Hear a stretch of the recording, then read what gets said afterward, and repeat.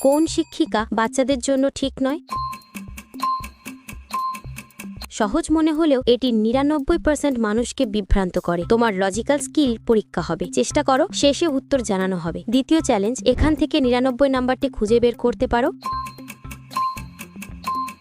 নাম্বারটি খুঁজে পেয়ে গেলে লাইক বোতামে ক্লিক করো, তাহলে আমি বুঝবো তুমি সঠিক দেখেছো। তৃতীয় চ্যালেঞ্জ, যখন শেয়ার বোতামে ক্লিক করেন তারপর মোর বোতামে ক্লিক করেন। এখন দেখো ৩ নাম্বার অ্যাপসটি কি আসে। আমার মনে হয় ইনস্টাগ্রাম অ্যাপসটি। আমার অনুমান যদি সঠিক হয় তবেই এগোতে পারবেন। আপনি কি জানেন, আমাকে যদি সাবস্ক্রাইব করেন তাহলে বিকালের মধ্যে একটি সুখবর পেতে পারেন। লাস্ট চ্যালেঞ্জ, কমেন্ট বোতামে ক্লিক করো, তোমার কিবোর্ড থেকে এই ইমোজিটি খুঁজে বের করো। কিন্তু সাবধান, সবার কিবোর্ডে এই ইমোজিটি থাকে না।